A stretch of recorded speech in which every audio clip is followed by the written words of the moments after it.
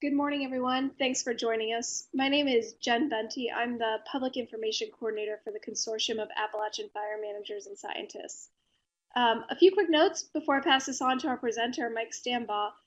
The general outline for today is that Mike will give his presentation for about 30 to 40 minutes, and then we will open up for questions and discussion. We found it easiest in the past to have you type in your questions or discussion points into the chat box, and then I'll read them out loud for Mike so that he can answer and refer back to his PowerPoint slides as necessary. Please feel free to type in any questions or comments at any time though, and we'll just refer back to them during the Q&A period. Also, there will be a recording of this webinar available on the CAFM's website. It's www.appalachianfire.org, and I just added that into the chat box. So you can access this recording anytime, or please feel free to share it with anyone who couldn't join us today. And with that, I will pass it on to Mike. Mike, whenever you're ready. Okay, I'm going to go ahead and get started. Today's presentation is titled Wave of Fire, Anthropogenic Signals in Historical Fire Regimes and Forests Across Central Pennsylvania. Again, my name is Mike Stambaugh. I'm a research associate professor at the University of Missouri. My co-authors are Joseph Marshall, Aaron Abadir, and Richard Guyette, all here at the University of Missouri. We all work in the Missouri Tree Ring Laboratory. Also, Benjamin Jones with the Pennsylvania Game Commission, and Dan Day and Pat Brose with the U.S. Forest Service Northern Research Station. I think as you'll see by the end of this talk, there's just a tremendous amount of background work behind the data that we're able to analyze here. And this work is certainly not possible without a huge team of people on the ground primarily, as well as in the laboratory doing work. And we're extremely grateful for the staff members in Pennsylvania with the Pennsylvania Game Commission, the Bureau of Forestry, Forest Service, Nature Conservancy, private lands, Corps of Engineers, as well as university students here for helping us find sites, collect wood, date the wood, prepare the samples. There's just a tremendous amount of work here, and it's a lot of the success is owed to these folks. So thank you. Just a little outline for where we're going with today's webinar. Start with a little background and perspective on this research. Talk briefly about the study objectives. We'll go over the data and some of the methods we use, and then summarize the results and provide some discussion about what they mean for fire ecology as well as fire management in Pennsylvania. This research has been funded primarily by the Pennsylvania Game Commission. Pennsylvania Game Commission is very interested in understanding the role of fire in Pennsylvania ecosystems for management of their lands. They have a mandate for wildlife conservation throughout the state, as well as providing hunting opportunities. PGC, Pennsylvania Game Commission, has under their authority 1.5 million acres across about 330 tracts, and within their wildlife management, wildlife action plan, fire exclusion is cited as one of the major threats to species conservation concern. Many of the habitats in Pennsylvania as well as beyond are lacking earlier successional communities, and so work to restore woodlands and savannas is becoming increasingly popular, and often techniques to achieve this management include thinning and burning. So research that informs fire management through long-term records like we're going to present can be directly applied to designing management plans for this type of restoration activity. Just a little background on PGC management. So since about 2011, we've seen a steady increase in the number of acres burned through prescribed fire. And although 2016 and 17 aren't shown here, they continue to tick up over 10,000 acres now per year. This is a common trend not only in Pennsylvania but throughout states in the eastern U.S. in particular, as well as just a general interest in fire ecology and fire management in the U.S. We've seen a constant increase in interest in fire over the last couple of decades.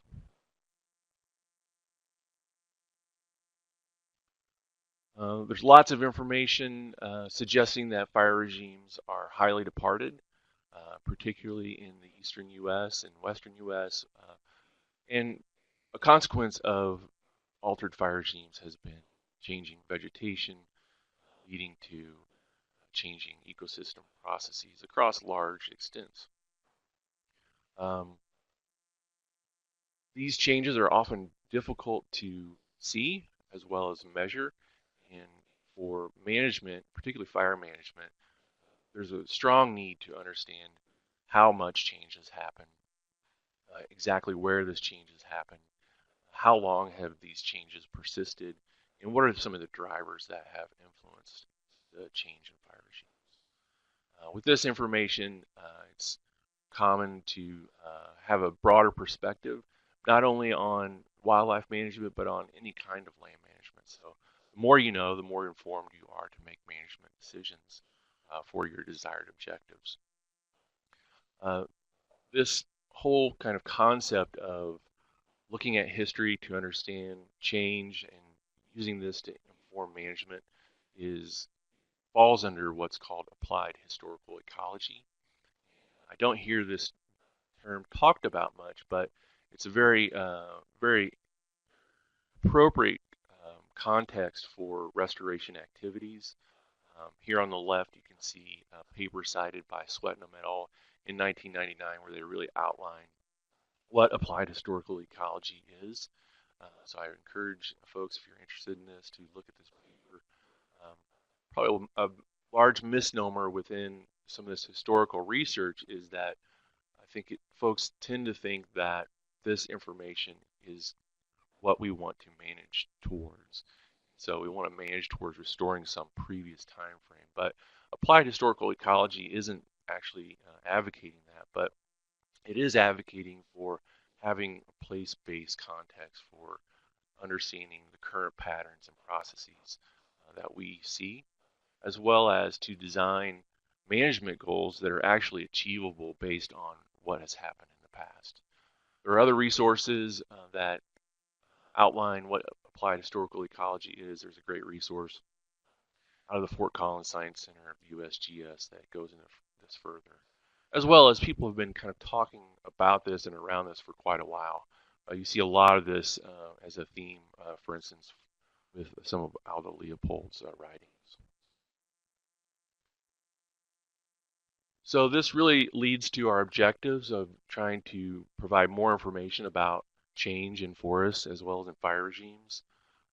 Our study objectives were to quantify what the historical fire regimes were across Pennsylvania by developing long records, to investigate the changes in fire, why they occurred, are they associated with climate conditions or human conditions, and then use that to kind of start a discussion about what are the implications of these fire histories to our understanding of ecology as well as management of these forest types.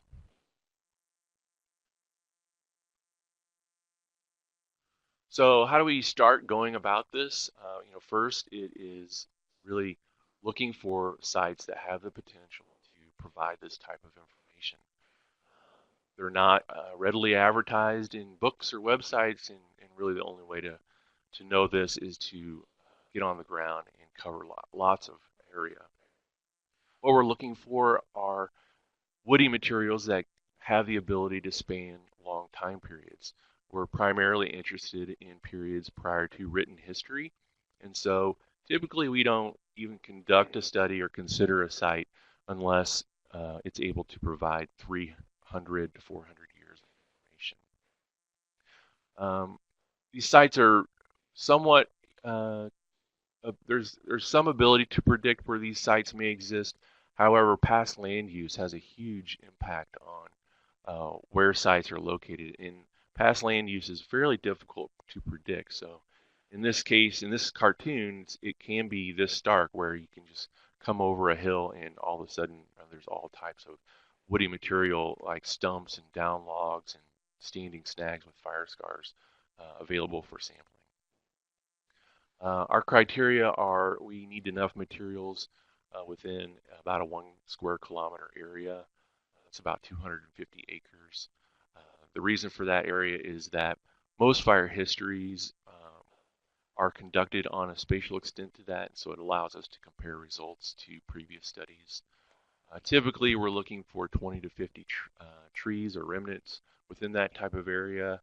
We often kind of gauge whether or not we have enough information by the numbers of scars. Typically, these records span 3 to 4 centuries, so once we have 100 or 200 fire scars, we are then ready to look at some of the data. And we also try to minimize biases, scarring biases on trees by sampling broad spatial extent, including a range of tree sizes and tree ages, as those factors can influence whether or not a tree is scarred. So currently we have 12 study sites distributed across Pennsylvania.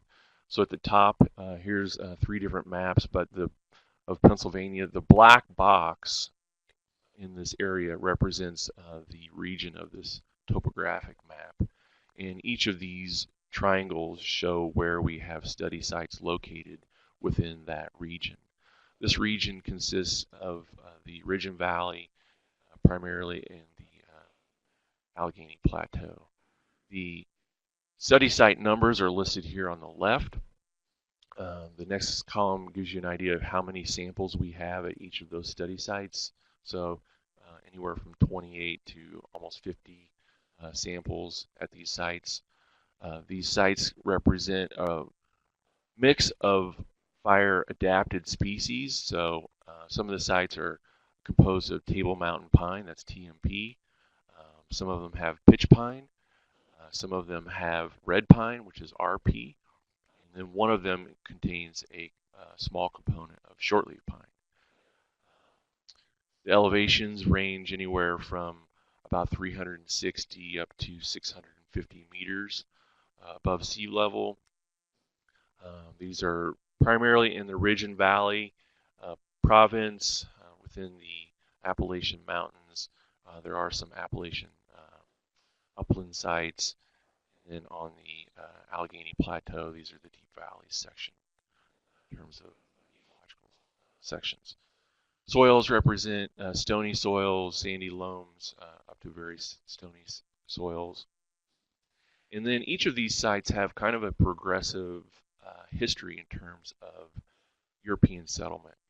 So at the top of this map, what you can see are 3 panels of Pennsylvania through time, showing the area settled and being settled by Euro-Americans. And so here, this first panel, 1730s, the orange area had already been settled and the yellow area was being settled in that decade. By the 1760s, that had progressed to the north and west, and then by the 1790s, about half of Pennsylvania was settled, particularly along river areas, and the Allegheny Plateau had remained largely unsettled in central Pennsylvania. So settlement progressed across this region from southeast to northwest, and our sites lying along that have different timing of Euro-American settlement. 8 of these study sites are located on Pennsylvania game lands. 4 of them are located on Bureau of Forestry lands. They represent mesic to xeric ridgetop positions, upper slopes, as far down as mid slopes in some cases.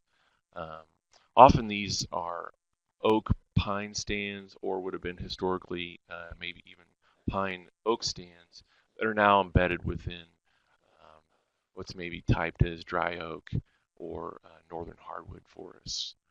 So they're converting, as very common, towards more mesic tree species. Again, we have a range of pine species that we've collected: pitch, red, table mountain, and shortleaf. Most of these sites were logged, or show evidence of logging, um, somewhere in the late 19th and early 20th centuries, and all sites underwent some level of 20th century fire suppression and are converting towards the dominance of chestnut oak, black gum, birch, for example.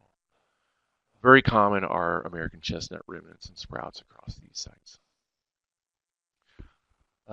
There have been 3 publications published to date. The 2 at the top are led by Pat Brose. The one on the left is in the Canadian Journal of Forest Research, where there's an analysis that we conducted looking at the relative influences of drought and humans on the fire regimes at these blue sites. This is in the Pine Creek Gorge area, very rough landscape. And then a second publication by Brose et al., 2015, where we went more into the human history of these sites. And then this last year, Joe Marshall and others, including us, published this paper in Forests that looks at these 2 sites here in the Ridge and Valley at State Game Land 88 and 107, contrasting the fire histories at those sites, as well as looking at changes in fire frequency through time and across the site and what factors influence that. So in this webinar, what I'm going to do is talk about fire much more generally across the entire region of central Pennsylvania. So a little bit about the study site data. What kind of data do we have for each of these areas? We have the tree growth and fire scar records that we collect from the trees, so we get an idea of when these trees regenerated, how fast they grew, how many fires did they survive, what years did those fires take place in time, as well as in the course of the tree's life. Other fire regime data that I'll go more into. We have site data, so we have vegetation descriptions that are available from the Pennsylvania Game Commission, which are inventories of their game land, as well as we have forest inventory plot data from within the fire history sites. And then we have a whole host of physiographic data, slope, aspect, soils, those types of things. We have climate records. Because these fire history records go back multiple centuries, instrumental data are really useful for comparing to fire, and so we utilize reconstructed climate data. In particular, we're interested in the influence of drought, as well as some of the larger climate oscillations that may be influencing the climate of the Northeast of Pennsylvania. And then lastly, we have collected a whole host of documentary records, which are actual written records. We're interested in these because of their description of the numbers of people and the different cultures that have occupied these lands. They comprise journals, treaty dates, treaty maps, surveys, those types of data. So for the fire scar records, these records are collected from stumps that maybe were cut with a crosscut saw, such as this one on the left. You can see the big charred scar face here at the bottom. This piece has multiple scars on it. As you can see in the background, there's a heavy component now of hardwoods at these sites, young hardwoods. This middle picture shows a partial section from a live tree, so we can take a partial section out of the tree without cutting the tree down. It has multiple fire scars. Here you get an idea of the type of information that each of these trees get. So we have a north arrow showing the orientation of this tree to the north, which direction the slope and how steep the land was around it. It was this S number here. And then how high off the ground the sample takes. So all of these samples can be georeferenced and positioned back on the landscape, even though they may be here at the lab in Missouri. And then on the bottom right, we can see different examples of young and older trees, large and small trees, and the scars exemplified on them both living as well as dead. This is, I think, a great example of what types of materials we can actually use. So this is the front view of a particular stump. It has a charred scar face here. You can see all these callus tissues and ridges. Those are the fire scars on the tree. But at the side view, this is a very, very narrow piece. This may be only 4 inches wide at the widest point. So looking at it, you may think that maybe have little potential for fire history, but once you cut into this, you can see that many rings available for dating one, and then there's all kinds of fire scars on here. It may be difficult for you to see. Here in the middle, we almost have the center ring, or the year in which the tree grew. So we have all kinds of information despite a fairly highly eroded piece of wood. Those samples come back to our laboratory. We polish them, orbital or belt sanders, so that we can see every cell and every ring. So this is quite a tedious process, maybe an hour invested in preparation of each of these. We measure each of the tree rings in sequence to 100th of a millimeter precision, and then that record of growth from the trees is pattern matched with a master chronology that we developed. We actually had to develop master dating chronologies at each of these sites in order to date these dead pieces of wood. And then once each piece is dated, we can go back to the rings and identify all the years of fire scars on them. And so back to this piece in the field, these are the actual calendar years associated with all the fire scars on this one piece. Now, some of the fire scars have been burned off, so you can see there are some scars that are occurring on this side that may not be on the other side due to some of the burning off of wood through subsequent fires. You can also see along this piece there's a very dark to light transition line here due to heating from fires cooking the resin out, as well as kind of making it more concentrated towards the inside. And that's a direct evidence of heating and some other.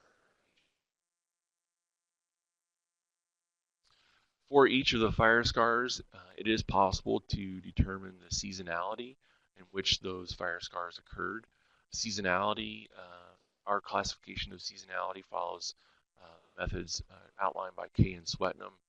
Here in the top left, this is the sequence of one ring. Follow my pointer, and the sequence of the ring is divided into different positions coded by these letters. So if a fire were to occur in the dormant season, it would be located here at the D arrow between the rings. If the fire occurred in the early part of the early wood, it would be in the zone by E. It's in the middle part of the early wood, it's in the zone by M. In the late part of the early wood, it's in the zone of L.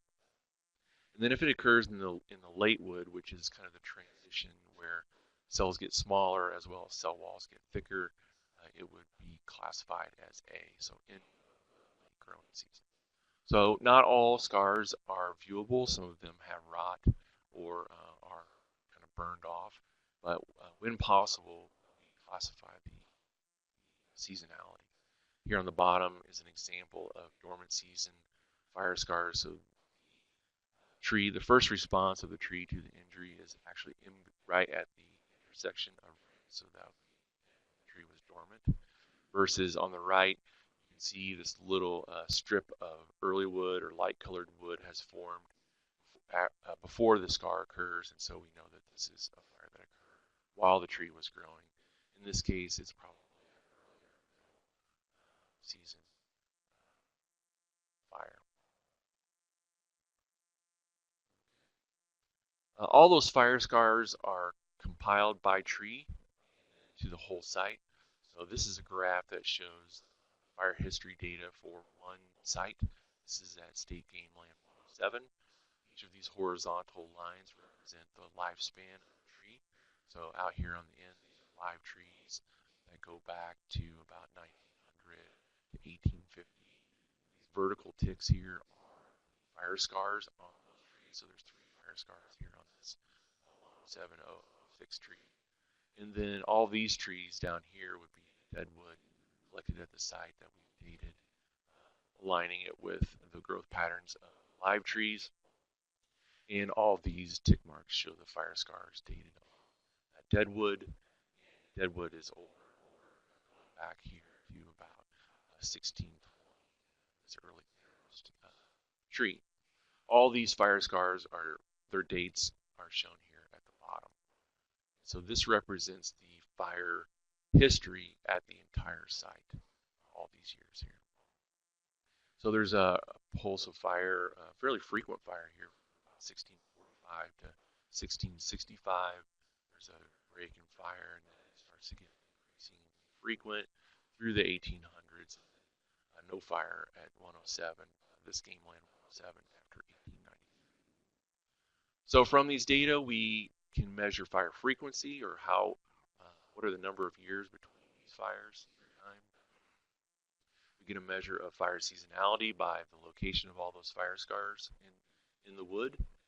Then we estimate fire severity from the percentages of trees scarred in a given year. So some of these years there's only one tree, maybe of a group scarred, whereas in other years many trees are scarred in that year. So that percent of trees scarred gives us an idea of what the fire severity may have been from year to year. The slide shows all the records of all the sites. So I just want to give you an idea of how much data we're talking about. This is about 5 years of work now, and there's over 400 trees dated in these different records. So there's 12 records ranging from near the Pennsylvania-New York border down to Massachusetts. We'll talk more about that. This graph kind of summarizes all the site data. So the gray area shows how many sites are recording at any individual year. So here's 1600 up to present. And we have more and more sites represented up to about 1680 when all the sites are recording, from 1680 up to about 2012. Within all that data, this is the black line represents the number of trees. And so there are, at any one time, there's nearly 350 trees recording. Some of these trees, of course, don't span this whole period, so there are trees coming and going through time. And within the 1900 present, we have about 50 trees recording that. And then the white bars represent the number of sites recording fire. So you get an idea of what proportion of sites are actually recording fire through time here. Really, most of the years from 1700 to 1910 have a fire somewhere. I don't know what percentage of that, but so to the documentary records, just give you an idea of what was going on in central Pennsylvania during this period. This is a timeline of cultural periods and events from about 1530 up to present. So early on, we had the Shinx Ferry culture along the Susquehanna River. Susquehanna were documented in the region up to about the mid-1600s. Dotted line represents the estimated Native American population coming down to about 1800, while beginning in the early 1700s, we see this dashed dot line representing the total state population that's published by Coulson and Joyce as it increases up to present. A couple of very significant wars here in the late 1700s in the region, followed by further expansion of settlement, and then the increase in industrialization, large-scale logging, and then finally fire suppression. So we use all this information to kind of gauge what's going on in the region in terms of different types of people, their numbers, where they're located, as well as how they may have influenced the fire regime. In this study, we've kind of divided the fire regime into different periods in order to present our data. We have a pre-European settlement period, a European settlement period, and then fire suppression era. And I think it's important to note, particularly for the pre-European settlement period, that this may not necessarily be free of European influences. Certainly, at the time of settlement, so when an area actually saw increases or establishment of towns or increases in Euro-Americans, by that time, there had already been settlement effects, either through disease or conflict. European settlement reflects at the point at which Euro-American settlers began populating the local environment around study sites. In that period, we keep in our analysis up to 1914, after which there has been a very effective suppression of fires throughout the state. And then for climate records, I mentioned drought and other oscillations. We use the North American Drought Atlas data. They're shown here at the top of this graph. There's actually the record for South Central New York as well as South Central Pennsylvania are shown here. This is a fairly small area, and so the records are, as you can see, very similar. There's little variation between them. And we have developed a mean from those two areas in terms of what the mean drought condition was within our region. This record goes back well before our fire history records. Here it's shown from about 1530 up to present. So you can see there were periods of very severe droughts. This is a period here in the 1630s, as well as some here in the mid-1700s and so on. I won't talk too much about it here, but there are other data that measure the influence of the North American oscillation as well as the Pacific North American modes here shown in different lines. So these are longer term oscillations that likely are driving hydroclimate variability within the region, particularly the North Atlantic oscillation and its influence on drought. However, currently we're utilizing the drought data within our analyses. And then lastly, there is some information about just significant events, and I'll talk more about this at the end of the talk, but in particular, this 1816 year without a summer appears to be of interest within the fire record.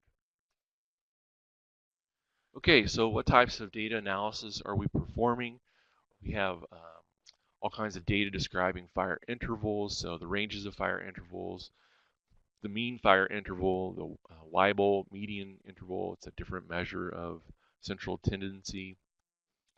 We have a lower exceedance interval, so these are intervals that are much more frequent than the rest of the data. So this would be like the 5% most frequent intervals, as well as the upper exceedance interval. So this would be like the upper 5% of the data in terms of the longest intervals. We have the fire seasonality data. We have fire severity data. All these metrics are analyzed for the full period as well as two sub-periods. So prior to Euro-American settlement and after Euro-American settlement. We've been looking into what's the association between fire and drought. We utilize just a distribution of fire occurrence as well as drought occurrence. And then we've utilized a superposed epoch analysis that's looking at whether or not fire events are significantly wetter or drier. And this is considering all the fires through time. We're also looking at regional fire synchrony, how similar fires are among sites, using correlation analysis to look and see whether or not there's any patterns in the fire synchrony. And then lastly, looking at any kinds of evidence for fire and human associations. And that'll lead to kind of the thrust of the talk, which is the wave of fire. I think I better speed up a little bit. I think I may be a little long-winded. So this gives you an idea of the fire, the periods of records for each of the sites. Most of these sites start in the mid-1600s. I'm going to go straight here to the fire frequency. This is the mean fire interval for all years. We're looking at anywhere from about 5 to 18 years at all the sites. So fairly frequent fire, if not very frequent fire, at these sites throughout the central portion of Pennsylvania. Even though these are the means, you can see the ranges here can be quite large, anywhere from a fire every 1 year, so this would be back-to-back fires, up to some of these red pine sites in the Pine Creek Gorge had up to 106 years between fires. And then on the far right, here's mean percent trees scarred. So in fire events, the average numbers of trees scarred are anywhere from 18 up to 45, 47% of the trees being scarred. Now this is that data broken into pre-settlement and Euro-American settlement at the bottom periods. And I just want to highlight a couple of trends here. You can look at these data more closely maybe later, but in general, fire was much less frequent in this pre-settlement era, and the periods are shown here. This is going back to the early 1600s in most cases, up to the mid to late 1700s in most cases. So less frequent fire in the pre-settlement era compared to the Euro-American settlement era. In some of these cases, particularly in the Pine Creek Gorge, here mean fire intervals were 57 years in the pre-settlement, and they went down to 7 years, so almost nearly 1/10 of the length. And then lastly, I go over here to the far right, showing that generally the mean percent tree scarred is higher in the pre-settlement era than in the settlement era. That's not true at all sites, but for most sites, that trend is consistent. This slide is about fire scar seasonality. So at the top, this is the seasonality at all sites for all time periods. In the middle, this is the seasonality at all sites for the pre-Euro period. And at the bottom, this is the seasonality at all sites for the Euro-American period. And the highlight of this slide is that dormant season fires are are generally the rule at all sites.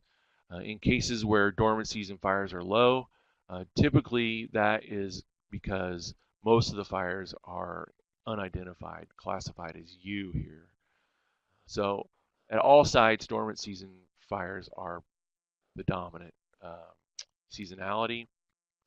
The next most common seasonality would be early season. So you'll see that at all these time periods, the E, which is the early portion of the early wood, and the M codes are going to be the most common.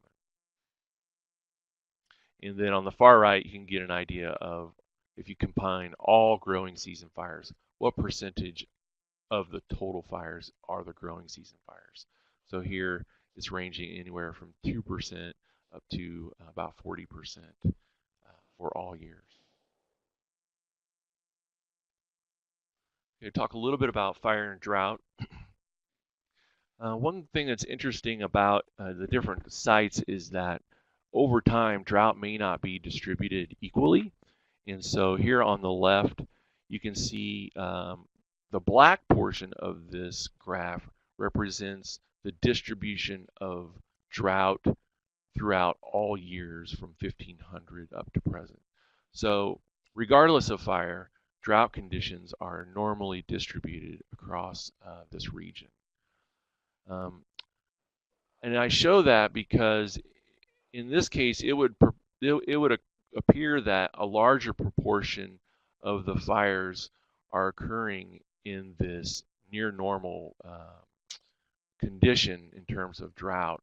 However, near normal is by far the most common drought condition of Pennsylvania. So um, really, although there's a lot of fires at the near normal drought condition, it's really only representing 10% of the total within that. And across all drought conditions, it's basically equal. Anywhere from 10 to 20% of the fires are occurring in these different drought conditions. So it's not like we're seeing a lot more fires within the extreme drought side. In fact, I think it's generally equal across all drought conditions. Now, when we conduct our superposed epoch analysis, the overriding trend is that among all sites, drought-fire relationships within sites is highly variable to not significant. We get all different types of results looking at the relationship between drought and fire at the individual sites. However, when you combine the data among all sites and look at regional fire years, so those are the years that occur across many sites, in those fire years, we do see significant fires are occurring in drought conditions. So the year of the fire and sometimes the year prior to the fire is significantly drier than expected for those regional fire years. One of the reasons I think there's no relationship between drought and fire at the individual sites is that many of these sites have so much fire that they're occurring across all kinds of conditions. And it's not until you look up a level to the regional fire years that you actually start seeing which fires are related to the drought signal. There have been very extensive fire years based on these 12 study sites. In 1802, for example, 10 of the 12 sites recorded fire. 1802 was not particularly dry. In fact, I think it was a little bit on the wet side of normal. However, there was fire recorded from the southern edge of our network to the northern edge. Similarly, in 1816, 9 out of the 12 sites show fire. And it's interesting that this fire, or this year in particular, stands out among all other years because this would be the opposite almost condition of a drought year. In 1815, there was an eruption of Mount Tambora in the Dutch Indies, and we basically didn't have summer particularly in the northeastern U.S. during the following year, 1816. 1816, there's records of lake and river ice in northern Pennsylvania in the months of July and August, frost in every month in Massachusetts, frost in New Jersey, crop failure. And so the fact that there would be extensive fire in a year where it's very cold, almost not conducive to fire, is very interesting and likely points strongly to human influences on fire in that very extensive year. We're looking at regional fire synchrony, so how common are fires among sites, and we see a positive relationship in terms of how similar fire regimes are among sites with distance. So when sites are very close to each other, we see that they may share or have a Jacquard similarity, which is a measure of how similar those are, up to 20% of the sites of the shared fires. Once you get out to 150 plus kilometers, it seems that there's really no relationship. So a lot of times we wonder for a particular data set, how applicable is it to other regions? And so this gives us an idea of how similar fire regimes are with distance between sites. In this bottom graph, we've reordered the data into a heat map. So here we've organized sites. We've ordered them by Euro-American settlement from earliest at the bottom to latest, and then done that again across the top. So this is a matrix, and what we see is that trend continues even if you reorder them by settlement dates, which is generally a southeast and northwest line. But the further you get along that line of settlement, this distance relationship is holding based on this transition from cool blue colors to red colors in both directions in this case. So we've had several different indications that there's human influence on these fire regimes. You can see in some of these graphs, you see increasing frequent fire into the mid 1800s. And we wanted to take a look at some of the longer term trends in some of the fire frequency data. And so what we did was we looked at the longer term changes in frequency by averaging the fires per decade at each of these sites. And this plot shows all those sites and the kind of the running fires per decade through time. And they're listed here from the earliest settled at the bottom to the most recent settled at the top. In fact, the settlement date is indicated here by a little star. I'm not sure if you can see that or not, but the settlement date is getting later and later. Some of these sites were settled as early as the 1750s. In the case of 100 at the top, it was settled in 1820. And I hope one thing you can see when you kind of take a look back from this graph and look at the broader trend is that there's a forward progression of increasing fire activity in time. And that is viewable in part because we have ordered these sites by European settlement dates. And so on the right here, these are the maps I showed different eras for, but essentially settlement started from the southeast and progressed to the northwest through time. And you can see the settlement pattern shown here at the top right. So we believe that there is a human influence that can be documented through this progression and spatially through time through these, we call them fire waves. Most of these waves show that settlement happened and fire continued to increase afterwards.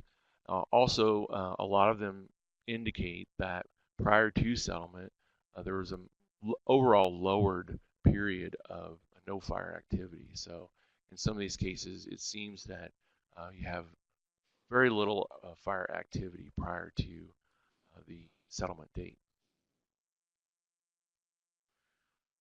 So this graph is a little bit probably difficult to interpret, but each of these horizontal lines on this graph represent very long intervals. So these would be within all the data at the site. These are the periods in which these are exceedingly long fire intervals in time. And each of these are the sites up the left axis. These stars represent settlement at the different sites. You can see it progressing forward in time. And all these, or most of these long intervals are exceedingly long prior to settlement. And there's a large kind of absence of that trend after settlement. And then we also see some of these longer intervals associated out here with fire suppression. So we see this interval exceedance as showing these long intervals are likely associated with the effects of Euro-American settlement. So now we're getting into what is that human signal. And so if you remember all these waves of fire shown here, I'm going to show them plotted on top of each other, and we're going to focus on this top graph. And all these colors represent those waves plotted on top of each other through time. And this dark black line represents the mean fires per decade at all the sites throughout Pennsylvania. So we see this, this is the average fire frequency increasing from 1700s forward, and then it basically comes to a collapse here at all sites within the mid 1900s.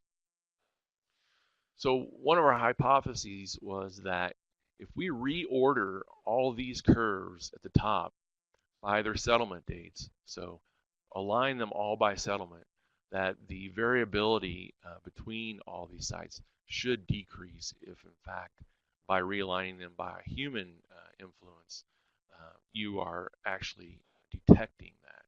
And so at the bottom, what you see is all these now are realigned by their Euro-American settlement. So all of them right at this line is the time in which we've determined that their settlement occurs. And what we see is we've compressed the variance around the mean by realigning them by settlement. So by realigning them by settlement, we have reduced the variability between them, which is suggesting that that realignment is due, or that each wave is actually due to human influence. I won't get into these graphs, but these graphs are showing us the longer term trends. This is basically how much these fire regimes are changing now that we've realigned them by settlement. So this big perturbation in fire change is initiated at Euro-American settlement. There seems to be a deficit in fire prior to that indicated here. The trend of change is constantly increasing all the way to the beginning of our records. One thing that's interesting about realigning this is that we get an idea of how far prior to settlement are our records really reaching. In this case, we're able to reach back maybe 150 years with all sites. Some of them go a little further, but really we're only able to look back maybe about 150 years prior to settlement. I'll talk a little bit more about why that's important. So just to summarize, fire regimes in the region, historically, very frequent fire regimes at most of the sites, if not all the sites, depending on what you think frequent fire is. We had no indication that these were stand replacing fires, and based on the fire interval statistics as well as the percentages of trees scarred and other metrics, we would classify almost all these fires as low to moderate severity. Fires predominantly occurred in the dormant season, with the next largest proportion occurring in the early growing season. We saw weak site level fire drought occurrence association. However, when for the regional fires, so fires that occurred at two or more sites, that seemed to be when we see the influences of drought influencing those types of fires. And overall, there's a strong anthropogenic signal in all these fire regimes that it's characterized by a wave of fire through time as well as across the region. The wave of fire concept, I don't think it wasn't actually called a wave of fire, but early, this paper by Guyette et al. In 2002 characterized this wave of fire.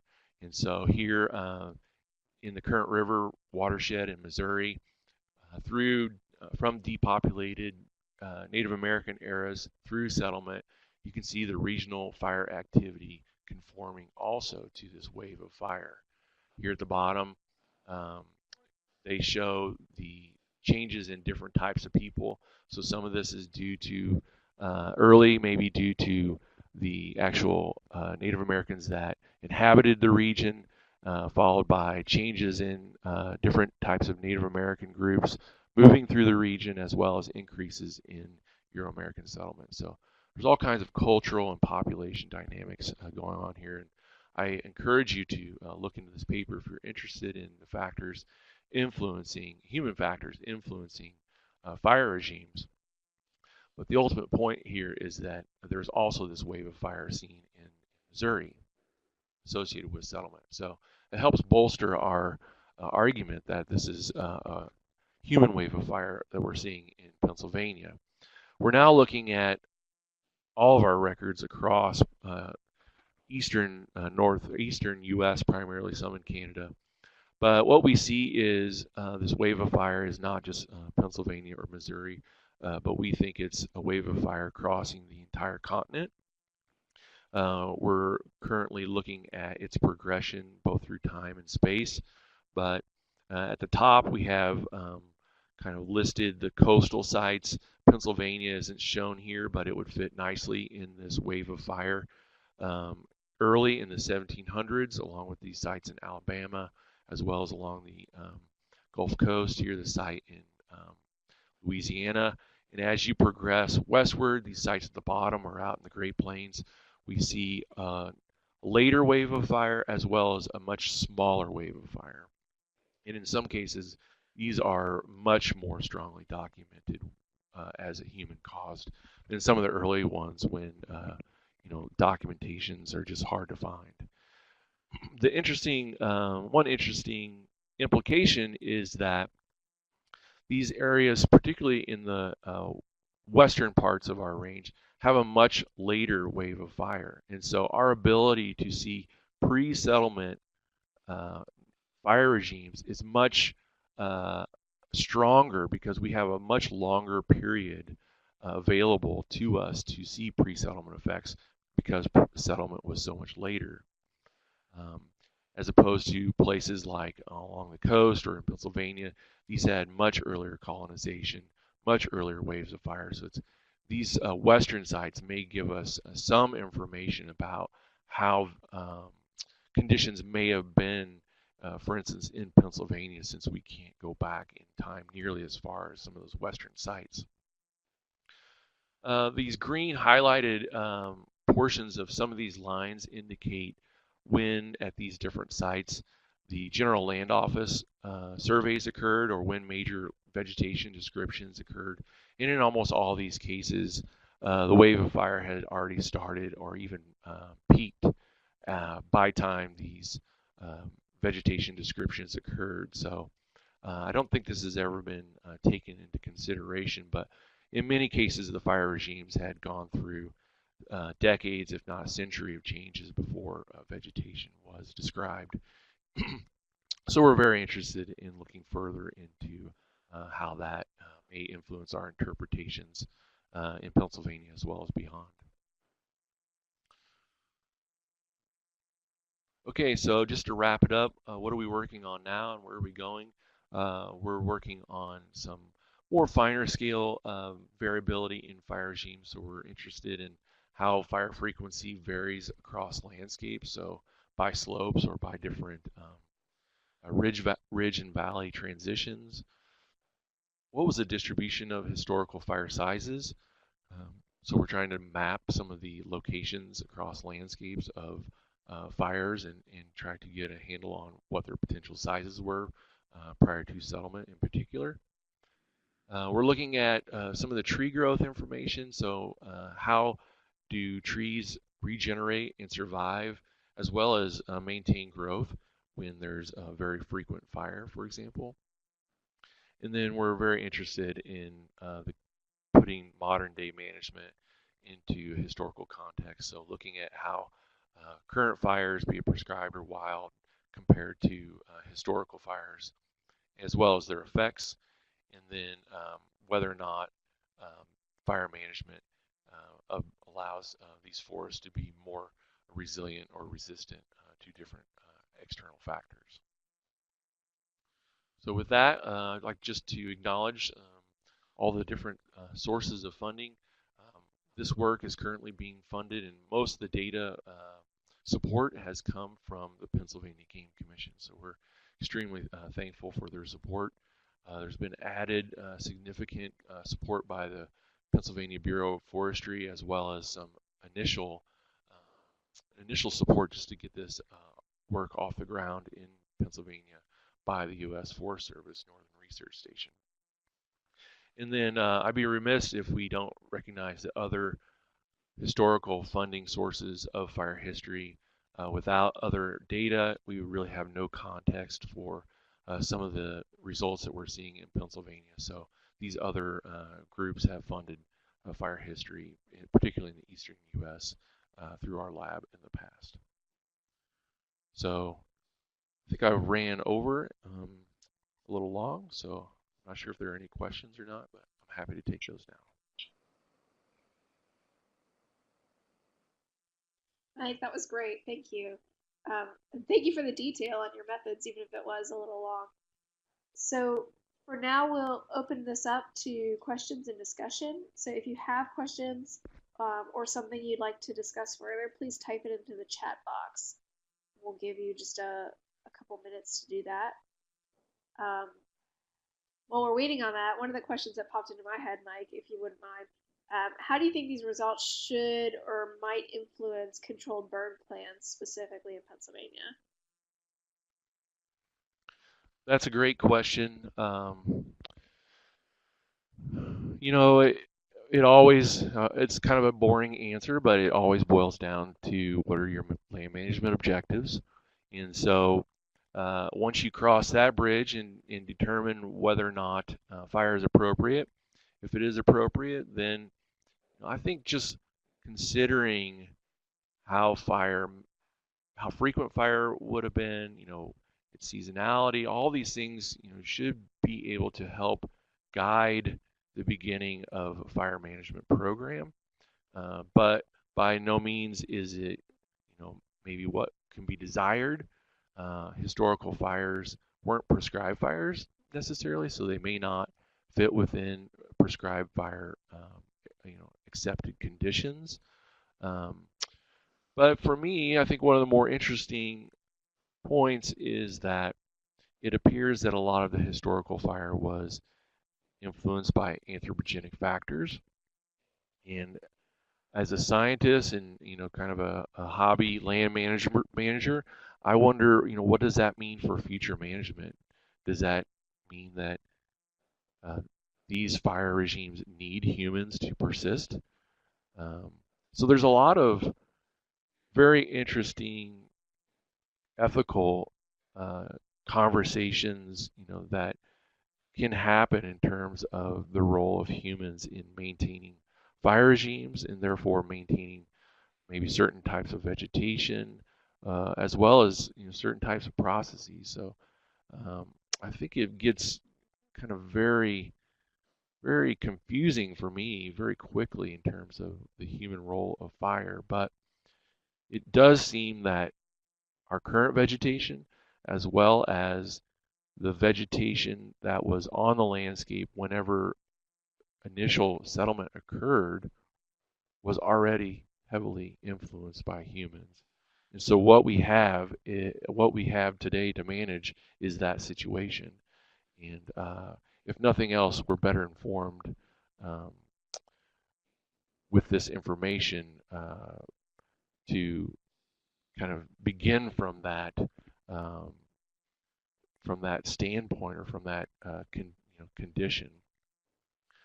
I didn't even talk about the effects of fire suppression in just the last 75 or 100 years, and that even adds even more complicating factors in terms of vegetation change as well as fire environment changes. So. Right, it's just another piece of a very complicated puzzle. Um, so we have a question from Todd. He's asking, for your region, is there a climate trend of wetter conditions in the last 50 to 100 years?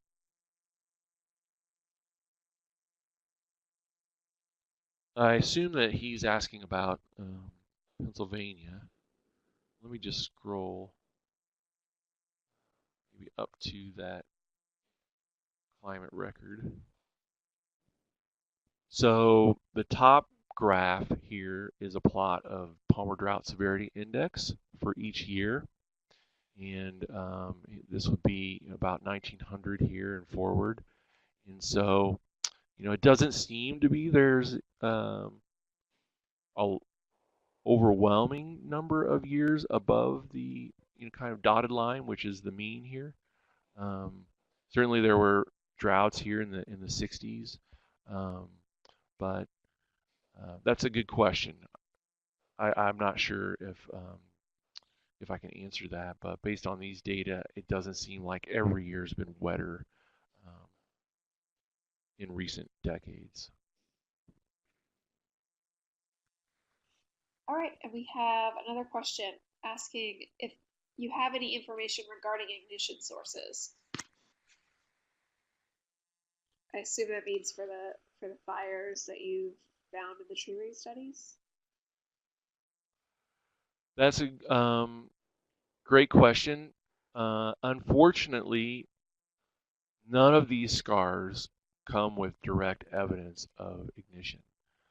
So there's not a human or, for example, a lightning trace for any of them. It would be very nice if the scars said H or L on them. That would make life much easier.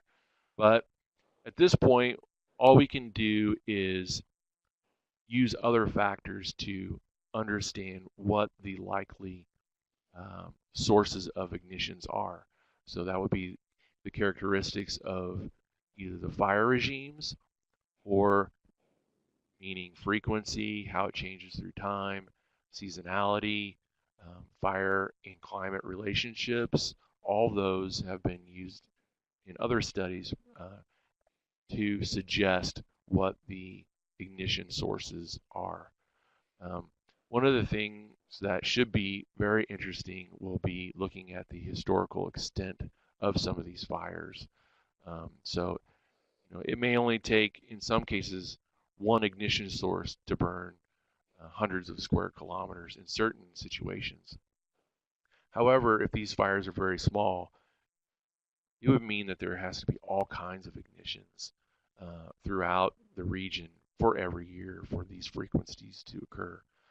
Certainly, some of the longer term trends that track these human changes point to the long term variability in fire being related to humans.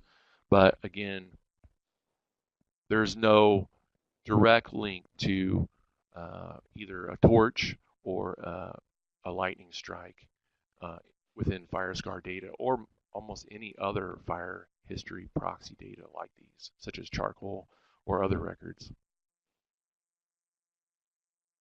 It's probably the reason why this argument has never, kind of been finalized in the literature.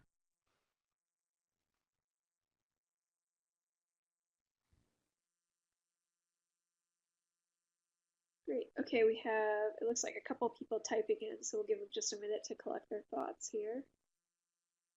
Anyone else with questions or discussion points?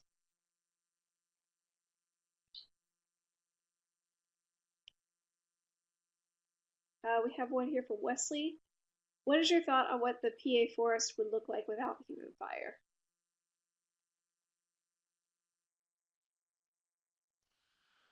That's a great question. I think,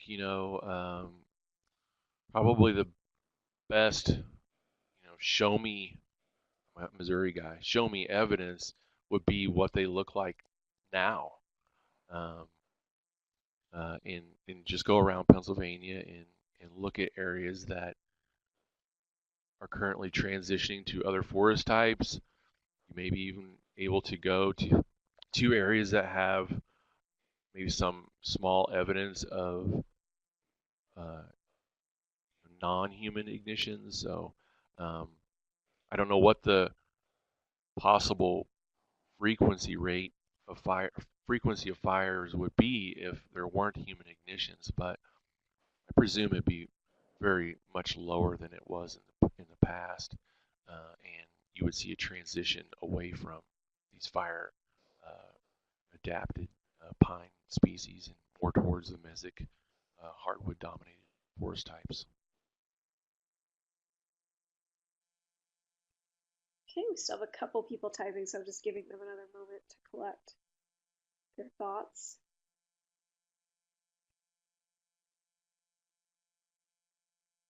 In the meantime, Mike, could you go back to the slide where you talked about your future plans for these studies?